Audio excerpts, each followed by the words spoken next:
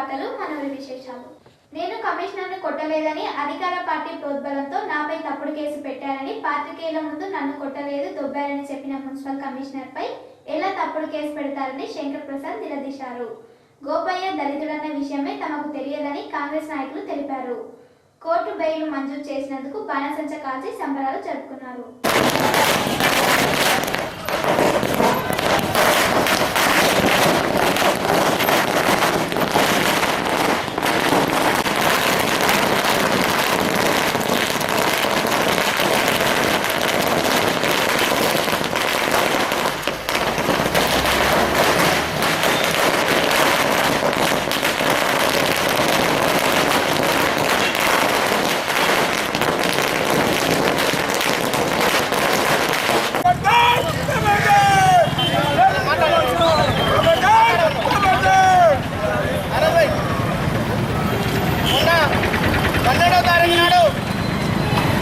పట్టణంలో స్థానిక ఎమ్మెల్యేకు తెలియకుండా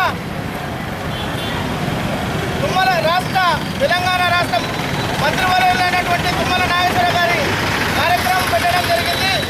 అందులో భాగంగా మేము నిరసన తెలిపి వస్తుంటే మరి కమిషనర్ గారు అక్రమంగా కాంగ్రెస్ పార్టీకి చెందినటువంటి ఫ్లెక్సీలు గతంలో కూడా తొలగించి కాంగ్రెస్ పార్టీ యొక్క ఫ్లెక్సీ ఎక్కడ కూడా ఆయన టీఆర్ఎస్ ఏజెంట్గా పనిచేస్తూ టీఆర్ఎస్ యొక్క అధినేతల యొక్క ఆదేశాలను పాటిస్తూ ఇతర పార్టీలను అసలు కించపరిచే విధంగా తను పాల్గొంటూ ఒక అధికారిగా ఉండి కమిషనర్ బాధ్యతలు నిర్వహించినటువంటి అధికారి ఏ పార్టీలతో సంబంధం లేకుండా ఈ మున్సిపాలిటీని ఈ నగరాన్ని అభివృద్ధి పరిచే క్రమంలో ఆయన అధికారాలను ఉపయోగించాలి తప్ప అధికార పార్టీకి తొత్తుగా వ్యవహరిస్తూ మరి కాంగ్రెస్ పార్టీ యొక్క వ్యక్తులను తొలగిస్తే కాంగ్రెస్ పార్టీ యొక్క అధికార పార్టీకి ఏజెంట్గా మారి మా యొక్క ఫ్లెక్సీలు తొలగిస్తుందని నిలదీస్తే ఉద్యోగ సంఘాల ఉద్యోగస్తునిగా మేము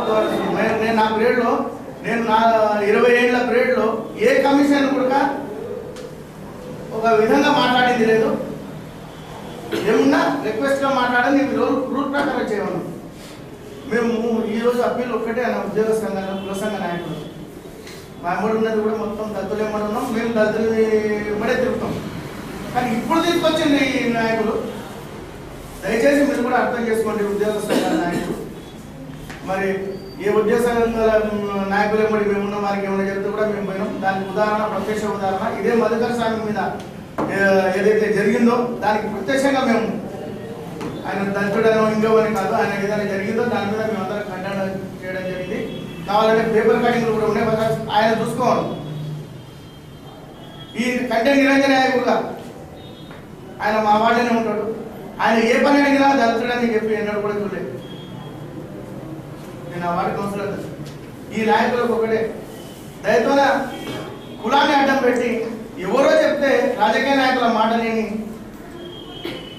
కొందరు దళిత నాయకులు అందరు కాదు, చాలా మంది అందరూ కూడా వ్యతిరేకించారు. వాస్తవంగా ఇక్కడ అసలు అతను కమిషనర్ అనేటోడు మన దళితుడు అనే విషయం కూడా ఇవ్వాలని తెలియదు. మరి ఇవాళ కౌన్సిల్లో వైస్ చైర్మన్ ఉన్నటువంటి వ్యక్తులు కానీ కొంతమంది కౌన్సిలర్స్ ఇవాళ ఉన్నటువంటి భువనేశ్వర మంత్రులు కానీ ఇంకా కౌన్సిలర్లు కానీ ఆయన ఈ దళిత జాతికి చెందిన వాడని చెప్పి తెలిసే ఈ సంఘటన జరగక ముందు వరకు కూడా ఎవరికి తెలియదు. ఇది నాకు అక్షర సత్యం. అలాంటిది అక్రమంగా కేసులు పెట్టి భయపడేయాలని చెప్పి కార్యకర్తలు మనోధైర్యాన్ని దెబ్బతీయాలని ప్రెసిడెంట్ మీదనే నూతనంగా మళ్ళీ నేను ఎన్నికైనా ఇంకోటి మేము పార్టీ పరంగా ఆయన వ్యక్తిగతంగా ఎక్కువ కూడా విమర్శించలేదు. పార్టీల పరంగా మేము పోరాటాలు చేయాల్సి వస్తుంది. మేము ప్రభుత్వాలు కొత్తగా కాదు, మేము ప్రభుత్వాలు ఉన్నాం, ప్రతిపక్షాల్లో ఉన్నాం. కానీ కొత్తగా వచ్చినటువంటి అధికార పార్టీలో ఈయన కొత్తగా మరి ఈయన చేస్తున్నట్టు ప్రత్యక్షంగా అధికారుల మీద ఒత్తిడి తెచ్చి కేసులు బనాయించేలాంటి ఉన్నారు. ఇది నా స్థాయి నాయకులు ప్రయత్నం చేస్తే దానికి ఉత్సాహం పొందడం పెద్ద నాయకులు కాదు. ఎప్పుడు ఈ సంస్కృతి లేదు. రాయలసీమ సంస్కృతిని కేసులు పెట్టియడం, దాడులు చేయడం, కేవలం రాజకీయ వేధింపులు చేయడం ఒక రాయలసీమ నాయకులకి చెందుతుంది. కిల్లకనపురం మండలం వెంకటాపురం ప్రజలు వనపర్తిలో నీళ్ల బిందెలతో రాస్తారోకో నిర్వహించారు. తమకు తాగునీరు రాక ఇబ్బంది పడుతున్న అధికారులు పట్టించుకోనందుకే నిరసన చేస్తున్నామని వారు తెలిపారు. నేను రాకముందే మాట్లాడుతున్నాను. సమస్య ఉంది సినిమాలో అయితే ఇక్కడ మాట్లాడే ఉంటుంది. చెప్పండి ఎంపీడో వచ్చి చెప్పాను చెప్పింది వాళ్ళకి చెప్పండి. అందుకే కదమ్మా ఇప్పుడు అందుకే కదా మేము కూడా వచ్చింది రాలే దాని నుంచి ఇవాళ వచ్చాను నేను ఎంపీడో మాట్లాడా ఇప్పుడు ఇంత పదిలో అందరూ వచ్చా మీ ఊరికి రాలే కదా అందరూ చూసి సమస్య చెప్పి మాట్లాడేది ఏంటంటే ఆ తిరుమల సాయంత్రం లోపల మ్యాక్సిమం చెప్పాను. అది మీ తిరుమల వీడే ఉంది వచ్చాను కానీ ఎవరు తీసుకోలేదు మీరు ఇస్తే కదా తీసుకోవాలి. గ్రామ సభగా అటెండ్ అయినట్టు ఉంటుంది సంతకం పెట్టేది ఆ టైంలో పోస్టింగ్ చేసి చాలానే పెడతాం. ఇప్పుడు అయింది కదా ఆయన వస్తా చేస్తాను కదా ఆయన ఇప్పుడు చేస్తాను కదా నేను నా నెంబర్ తీసుకో ఎంపీడో మాట ఏమో నేను వస్తాను ఎంపీడో అంటే మంచోడు ఎంపీడో గారు చేస్తాడు ఆ పని మన ట్రాఫిక్ ఇద్దరు ఇబ్బంది కాదు మనం ఇబ్బంది పడతాం వాస్తవం కాదండి ఇద్దరు ఇబ్బంది కాదు ఆయన వస్తాడు కదా అబ్బాయి మనం మాట్లాడదాం ఇదే కదా ఆఫీసీలో ఉంది సార్ వస్తాడు వచ్చినా నేను వస్తా ఇప్పుడు ఇక్కడ కూర్చుంటే పరిష్కారం అవుతుందా ఇక్కడ పరిష్కారం అవుతుందా ఇక కాసేపు బదిలాడతా ఇంకొంచెం బదిలాడతా ఇంకొంచెం బదిలాడతా గోపాలు గర్పూరు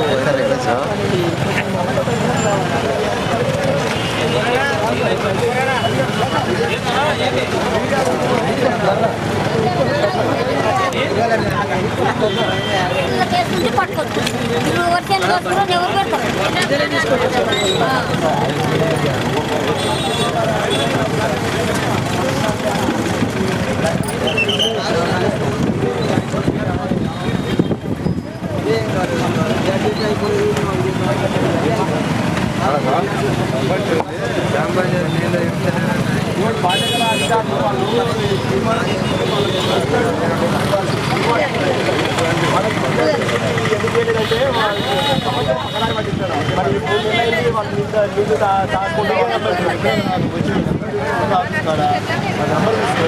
వస్తుందన్న తీసుకోకపోతే నేను వీళ్ళు నేను వస్తాను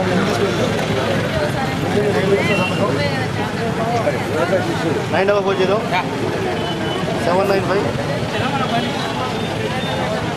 700. అది తీర్మానం జిరాక్స్ తీసుకొని 2 కాపీలు తీసుకొని ఆ ఇన్వాయిస్ సెక్షన్ ఒకటి ఉంటుంది.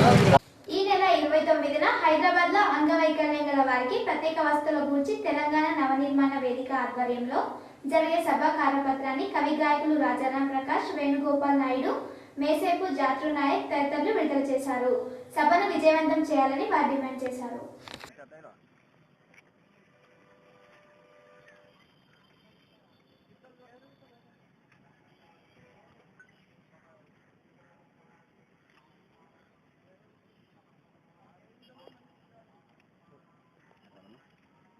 చెప్పండి పేరు చెప్పాలా చెప్పండి. నా పేరు కే యోసేపు, డిటిఎఫ్ జిల్లా ప్రెసిడెంట్, మహబూబ్నగర్ జిల్లా శాఖ. ఇవాళ ప్రభుత్వ విద్యారంగం పూర్తిగా అడగంటిపోతున్నది. మనకు స్వతంత్రం వచ్చి 68 ఏళ్ళు గడుస్తున్నప్పటికీ ఇప్పటికి కూడా భారతదేశంలోని పేదవాళ్లకు విద్య దూరంగానే ఉంది. దానికి కారణం ఇవాళ పాలిస్తున్న పాలకుల నిర్లక్ష్యం వల్ల ఇలా విద్యారంగం పూర్తిగా ప్రైవేట్ పరం కావడం వల్లనే ఇలా ప్రభుత్వ స్కూళ్ళు అన్నీ కూడా బలోపేతం కాకుండా ఇవాళ అడగట్టిపోతున్నాయి. ప్రభుత్వ స్కూల్లో అన్ని మౌలిక వసతులు ఇవన్నీ కూడా చాలా తక్కువగా ఉండడం వల్లనే చాలా ప్రభుత్వ స్కూళ్ళు నీరుగారిపోయే ప్రమాదం ఉంది. దానికి తోడు పాలకులు విద్యను పూర్తిగా ప్రైవేట్ పరం చేసి ఈ విద్యలో వ్యాపార వస్తుగా మార్చడానికి ప్రయత్నం జరుగుతున్నాయి. ఈ వ్యాపార వస్తుగా విద్యను వ్యాపార వస్తుగా మార్చే విధానాన్ని మేము మా సంఘ పక్షాన్ని దీన్ని ఎట్లయినా ఉద్యమం చేసి అడ్డుకోవాలని చెప్పి ప్రయత్నాలు జరుగుతున్నవి. కాబట్టి ఇప్పటికైనా పాలకులు, భారత పాలకులు ఏవైతే ఆ రోజు నాయకులు ఆశించిండ్రో మొత్తం భారతదేశం అంతా కూడా పేదలకు విద్య ఉచితంగా గవర్నమెంట్ పరంగానే అందించాలని లక్ష్యం ఏదైతుందో ఆ లక్ష్యం నెరవేరాలంటే తప్పకుండా ప్రభుత్వ పాఠశాలలు అన్నీ కూడా ప్రభుత్వమే నడపాల్సిన అవసరం ఉంది. ప్రైవేట్ రంగాన్ని పూర్తిగా దాన్ని నిర్వీర్యం చేయాల్సిన అవసరం ఉందని చెప్పి మేము కోరుతున్నాం. ఈరోజు వనపర్తి పాలిటెక్నిక్ కళాశాల ఆవరణలో ఈ కరపత్రాల ఆవిష్కరణ జరుగుతూ ఉంది. దీని ప్రధాన ఉద్దేశం ఏంటంటే దేశవ్యాప్తంగా మనం 2 రకాలుగా మనం పరిశీలన చేసుకుంటే వికలాంగులు, సకలాంగులు అనే 2 విధాలుగా ఉన్నది. దాంట్లో మనం వికలాంగుల పిల్లలకు ఏ ప్రభుత్వం అయినా తెలంగాణ ప్రభుత్వం కావచ్చు, కేంద్ర ప్రభుత్వం కావచ్చు, నిర్లక్ష్యంగా ఉంది. అటువంటి నిర్లక్ష్యాన్ని విడనాడాలని ఈ నెల 29వ తారీఖు నాడు హైదరాబాదులోని ఇందిరా పార్కు దగ్గర భారీ బహిరంగ సభ నిర్వహించబోతా ఉన్నాము. అందులో భాగంగానే ఈ కరపత్రాలు విడుదల చేయడం జరుగుతూ ఉంది. దీని ప్రధాన ఉద్దేశం ఏంటంటే తెలంగాణ వ్యాప్తంగా 2 లక్షల మంది మానసిక వికలాంగుల పిల్లలు తెలంగాణ వ్యాప్తంగా ఉన్నారు. వీరికి ఎలాంటి వసతి లేనటువంటి పరిస్థితి ఉంది. వాళ్ళకు కూడా విద్య కావాలని మనం డిమాండ్ చేయాల్సిన అవసరం ఉంది. అందుకోసము ఈ మానసిక వికలాంగుల పిల్లలకు సకలాంగుల విద్యార్థులకు ఏవైతే వసతులు ఇస్తా ఉన్నారో ఆ విధంగానే మానసిక వికలాంగుల పిల్లలకు కూడా ప్రత్యేక పాఠశాలలు ఏర్పాటు చేయాలని మేము డిమాండ్ చేస్తా ఉన్నాం. వనపర్తి సంఘం ఫంక్షన్ హాల్లో బుధవారం జరుగు వికలాంగుల అవగాహన సదస్సుకు జిల్లా కలెక్టర్ హాజరు కానున్నారని పంచాయతీ సెక్రటరీ రవీంద్రబాబు తెలిపారు. వికలాంగుల సమస్యల పరిష్కారానికి పరిష్కారం తెలుపుతామని ఆయన తెలిపారు. పెద్దమందడి మండలం వీరయాపల్లిలో పల్లె వికాసం నిర్వహించారు. ఎంపీడీఓ స్పెషల్ అధికారులతో పాటు అధికారులు పాల్గొని పలు సమస్యల పరిష్కారానికి సమావేశం నిర్వహించారు. పెద్దమందడిలో గ్రంథాలయ వార్షిక ఉత్సవాలలో భాగంగా విద్యార్థులకు వ్యాసరచన పోటీలు నిర్వహించారు. పాన్గల్ మండలం గోప్లాపురం గ్రామంలో పల్లె వికాసం నిర్వహించారు. ఇంటి పనుల మురికి కాలువల నిర్వహణ, అంగన్వాడీ కార్యాలయాల తనిఖీ, పలు కార్యక్రమాలు వారు నిర్వహించారు. ఎంఆర్ఓ, ఎంపీడీఓ స్పెషల్ అధికారులతో పాటు ఎంఈఓ సర్పంచ్లు పాల్గొన్నారు.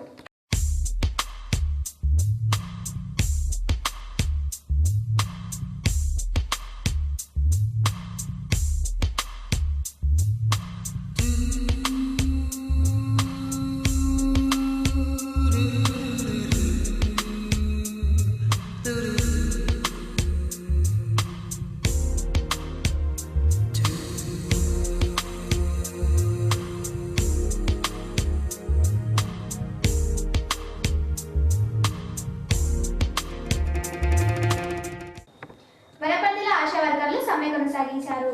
ఏరియా ఆసుపత్రి డాక్టర్కు వినతి పత్రం అందజేసిన ఆశా కార్యకర్తలు తమ సమస్యను పరిష్కరించాలని డిమాండ్ చేశారు.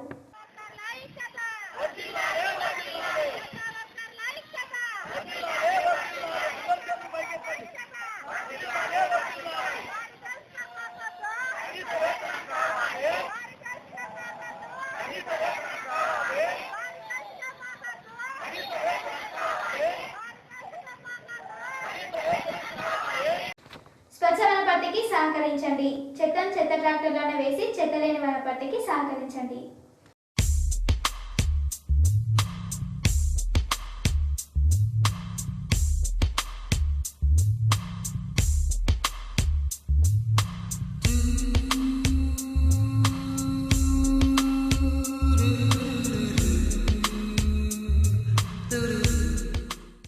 వార్తలు సమాప్తం. చూస్తూనే ఉండండి తెలుగు టీవీ. మన ఊరి వార్తలు, మన ఊరి విశేషాలు.